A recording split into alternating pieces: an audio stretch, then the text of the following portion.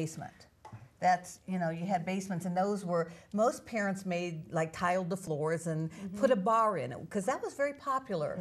So they all had their own bar in the basement. And so when we were at Debbie's house, we knew that between 10 and midnight, one of her parents was going to start screaming at the other, and there would be a big fight, and we'd hear all this running and going up and down the stairs, and they'd start calling all of us names. You, the kids? Oh, yeah, that we're staying with her. Really? She kept us around her, and it got to be that we were there for Debbie. So when all this happened, we would just kind of sit there and laugh and say, "Did you hear that one, Debbie?" I mean, you know, we comforted her. We took care of her. We were her safety zone. Right. So there was 4 girls. I had 4 best friends, and they were all.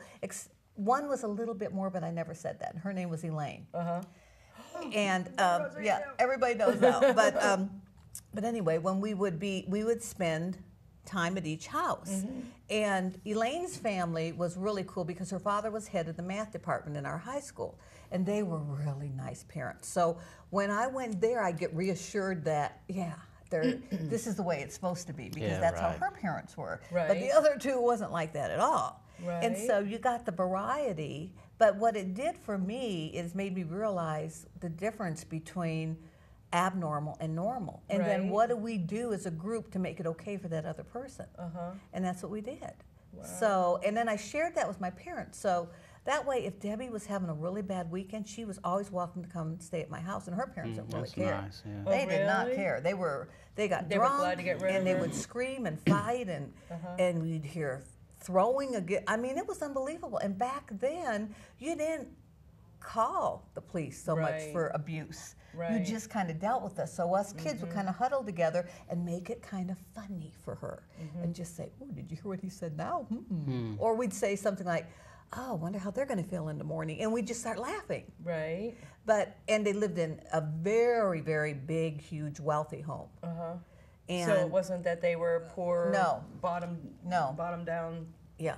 And the other girl, my girlfriend, I had another friend, and her name was Carol. Her parents were extremely old. They had had her at a very old age. So when we were over there, it was kind of like being in a nursing home.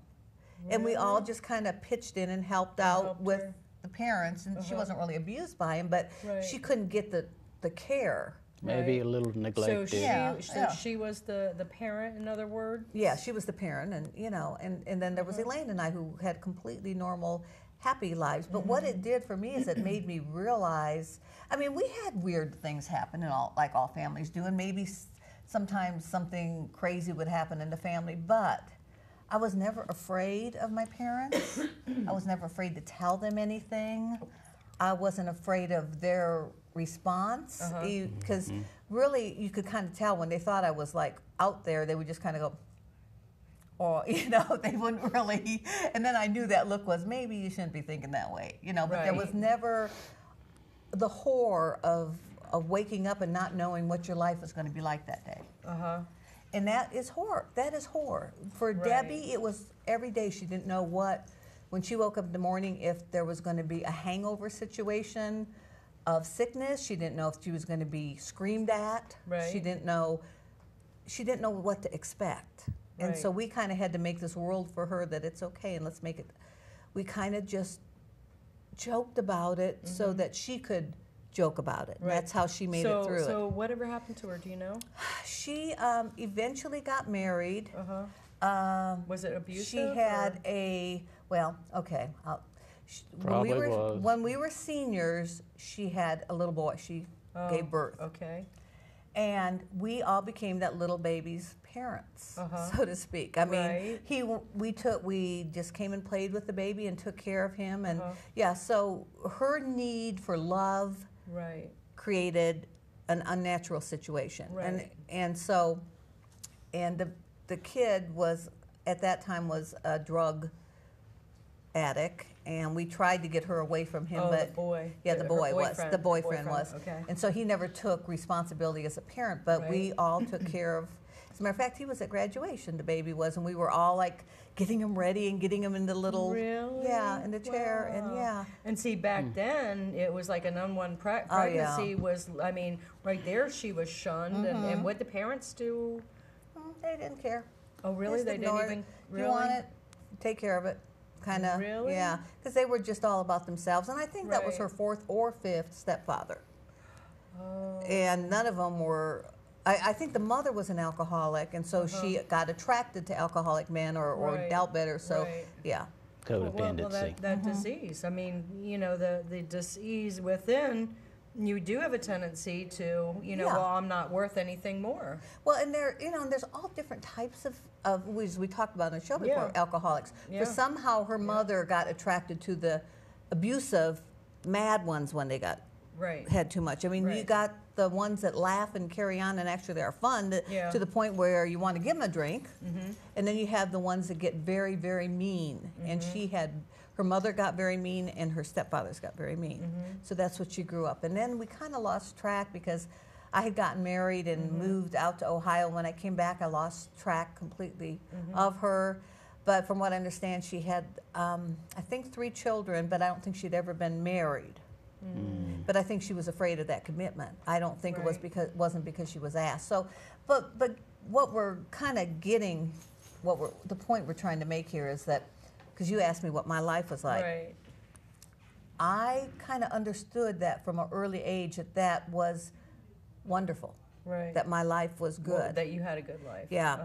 And that was something I talked about at my mother's funeral was that 2 main things, that it was number one, and it was an honor to be able to have taken care of her the last years of her life. An honor that could not have happened if all siblings wouldn't have worked together to make that happen.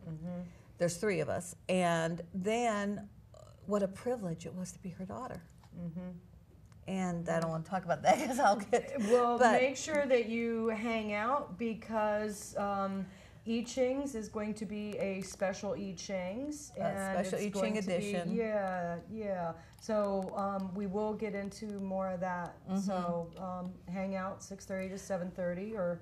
You know, keep an eye for the I Ching's repeat because, And sitting here in the middle of you two, you see, seems real familiar to me. It seemed like there would be two of my classmates that were in abusive situations or unnatural, as I looked at them, situations, and then one, maybe 2 to 1 back then. So I'm sitting here among 2 friends, and I realize how abused you were, and how abused you were.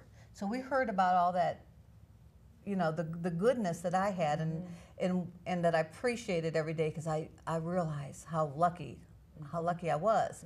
But why don't you talk a little bit about your situation? Well, a lot of people think of the abuse as in physical, and it's like you know, it's not always physical. It's a mental, emotional, and you know, not really feeling good enough. And did your parents ever make you feel good, or was it like a roller coaster? It was always a roller coaster. Yeah, that's tough. I mean, even today, it's like, you know, one of the good things about being in AA was you know, learning to say I love you. And even today, it's like my mom can't. You know, if I will say, you know, if I say I love you, it'll be us like too. It's like a foreign language. Yeah, us too. Instead of saying Lisa, you know, I love you. Yeah, I mean, it can't. Yeah, me too. Yeah, you know, it's not it's difficult for me. Yeah. And you've never told me this, but from when we've had these talks before about what your life was like. To me, one of the things that would be very, very difficult would be that you never knew from the time you presented something to them how they were going to be. It might be okay one day, it wouldn't be okay the next. Yeah, well, that mother, you know, that was your mother. My mother, I mean, my brother, you know, my brother chose the title Mother Dearest. You know, because I mean, you just never knew, and it's like. You know, if you don't know, or if we don't know what we don't know, how are we supposed to know? You're always afraid until we're taught to communicate with them. Right. Well, there was no communication. Right. Exactly. There was no communication. The communication was a yelling, screaming to get my point out. Right. You know, she could never sit down with you and say, Lisa, you know, that idea you had about such and such is not a good one. You need to drop it because it was just. You idiot. Well, not so much, Not so much of that, as in a. She never gave you any advice, did she? Well, for sex. Oh, okay. Okay, for sex. She gave me the book, Our Bodies Ourselves. Isn't that the you know, and if you have any, wait a minute, my dad not even have been that way. I mean, that was one of them that she gave me, but it was like, you know, gave me a book on sex, and it's like, if you have any questions, you know, ask. Well, of course I'm not going to ask her any questions. No, you would have been frightened to ask. Right. Right. Yeah. I mean, you couldn't have a conversation, you know. I mean, I can't say that she was a bad mother because she did the best that she could. But then, you know, with the cycle, you know, was how she was brought up. Because, I mean, you know, she would try to you know, culture us. The guilt trip, probably, you know, too. she would try to take us, she did take us to the museums and to the zoos. And go hiking, and she would always try to do her best, but it's like, until you heal yourself, how can you? You know, until you recognize that there's a problem, how can you? Yeah, and I don't think it's broken. Right, yeah. And it's like, you know, I hadn't said anything, you know, about Chet, you know, my youngest, and I just edited the show that him and Frank were on. And anyhow, he had to get, well, I'll go into more depth later, but he just recently had to get a psychological evaluation. Well, my mother didn't agree with it, which, you know, that's not surprising. Yeah, because she doesn't believe in it. Because, right, well, she ended up writing a 5-page letter back to, you know, oh, well, this is, you know, I don't know what all she put in, but it's like recognizing that there just might be a problem.